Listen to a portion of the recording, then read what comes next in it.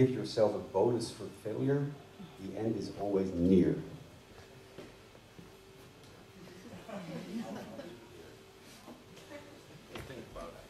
Well, that's true.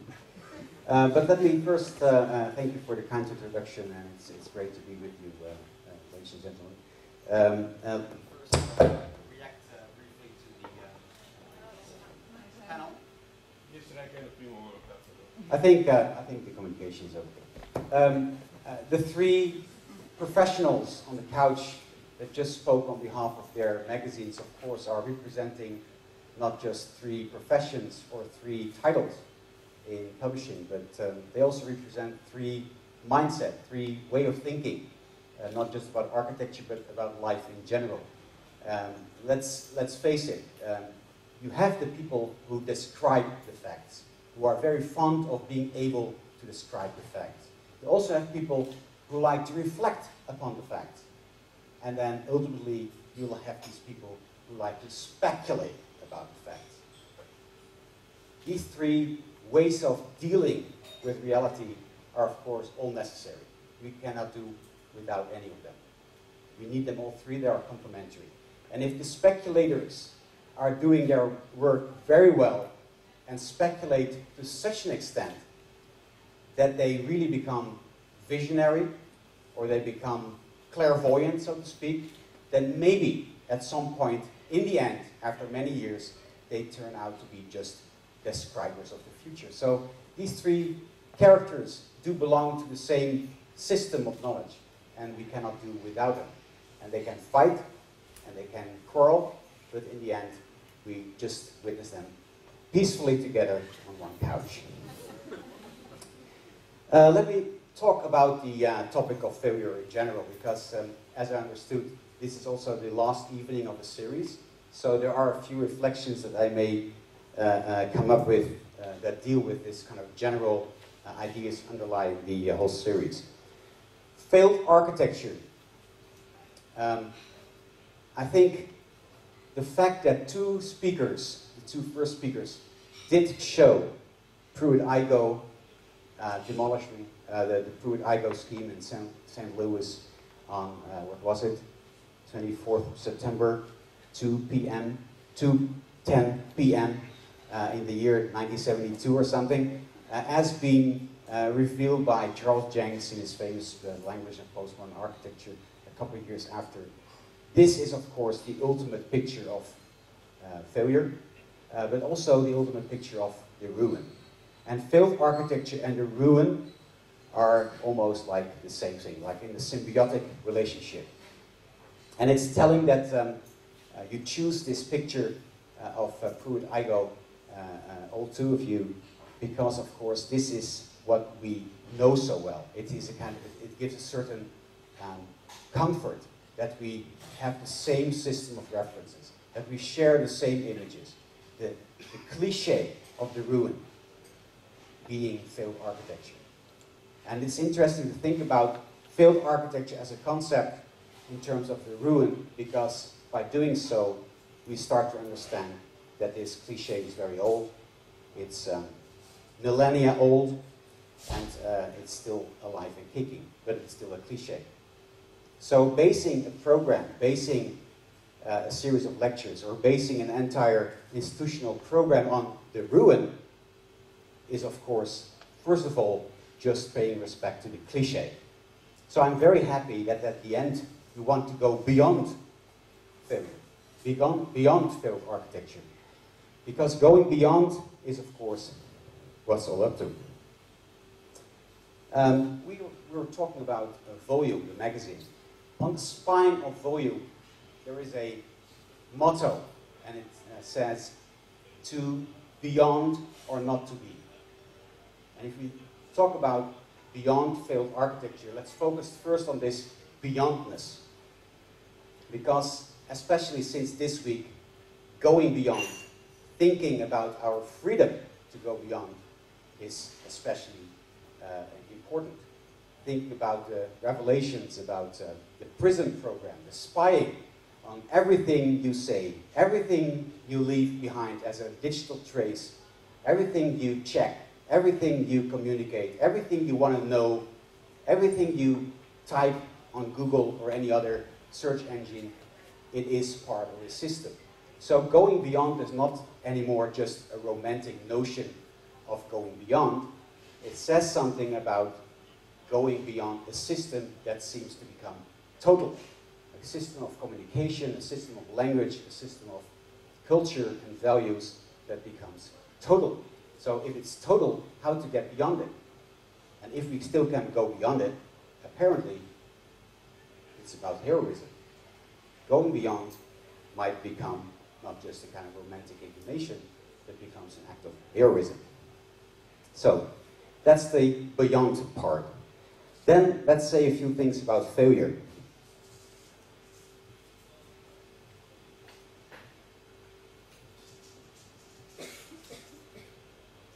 Failure is another word for the moment of truth. If we fail, we face the truth. Failure is the reality check, the moment where the truth becomes stronger than the myth. And putting it this way, failure is also very close to criticism. Because also the critic, also criticism, is putting things into crisis, just as a failure is putting things into crisis. And just as a critic is showing reality to the object of investigation. The moment of truth, that is, of course, something we need all our capacities to cope with. Not just the capacity of understanding what the truth is. Neither our capacity to judge, but both of them. Criticism, the same way. We cannot do criticism without combining understanding and judgment. The faculty of understanding things, the faculty of the cognitive faculties of our mind combined with our moral faculties. That's maybe also why in criticism there is such a profound crisis today, and why there is such a strange mixture of people who want to talk about this crisis all the time, and journalists who don't even want to show up. The people who want to talk about it all the time are the people who are very good in understanding the crisis. They are very good in grasping what's going on. They have the frame of reference, they have the intellectual mindset, they have the curiosity, they have the concepts, they have the language.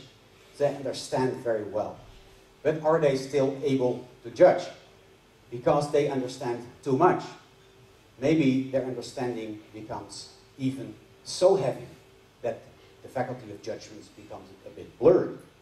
And then, of course, you have these journalists working for big newspapers who are judging all the time without much understanding. But because they are so busy with judging, they don't even find the time to read and to talk to people and to understand better.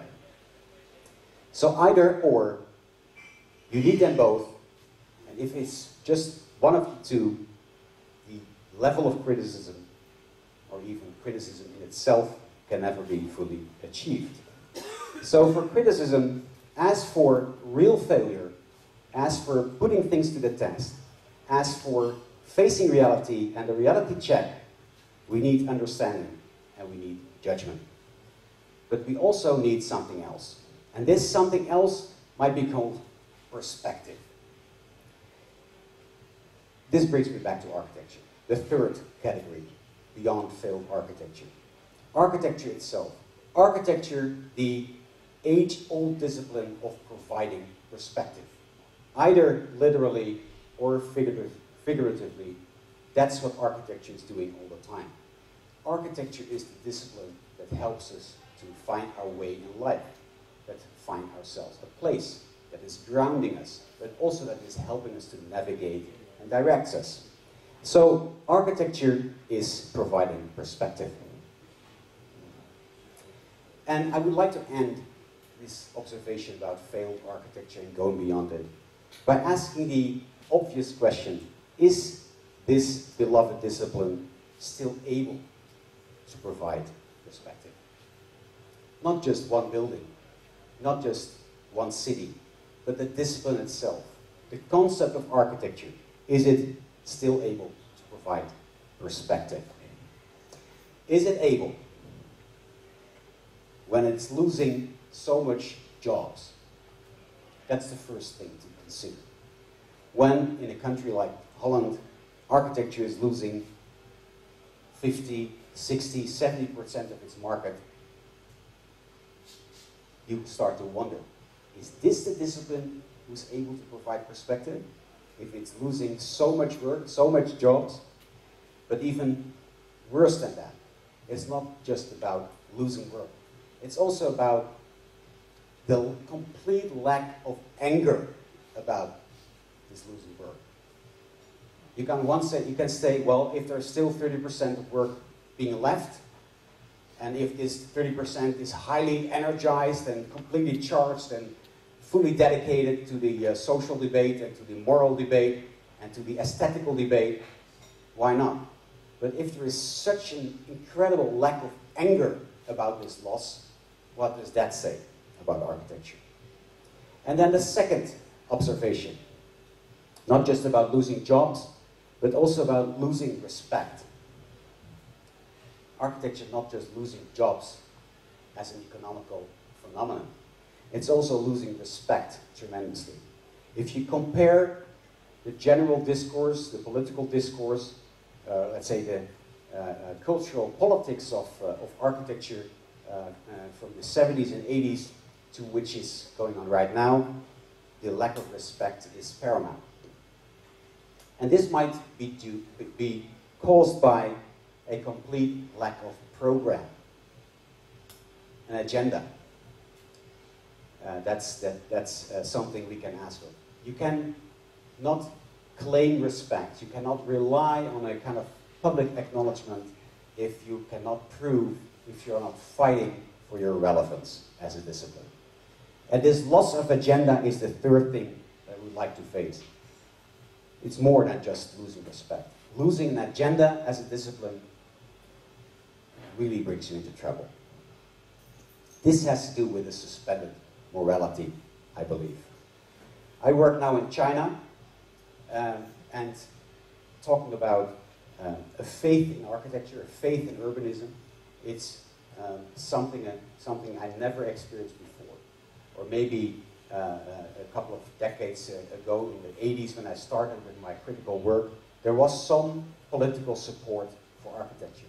But very much, even by then, it was about discourse. It was about starting all kinds of institutions supporting architecture as a concept.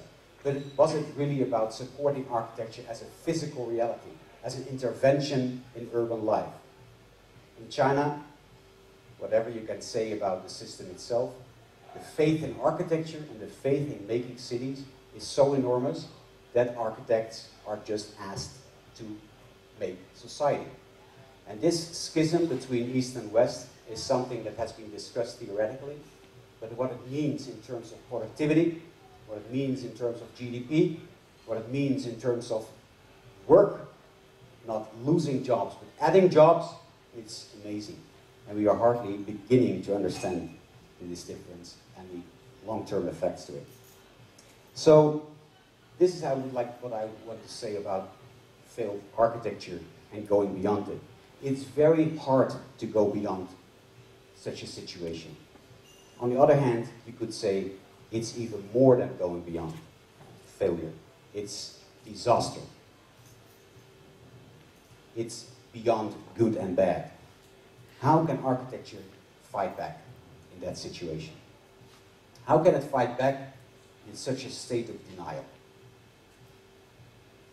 Denial has occupied the entire world of architecture today. The entire world? No. A small community of critical minds are coming together in the Trouw building in Amsterdam, trying to raise their voices and fighting back. That's what we tried to do, I think, right? So a small community, a small village, fighting back. And if that's the compliment I can give to your program, that's what I really would like to do. Thank you very much for doing it.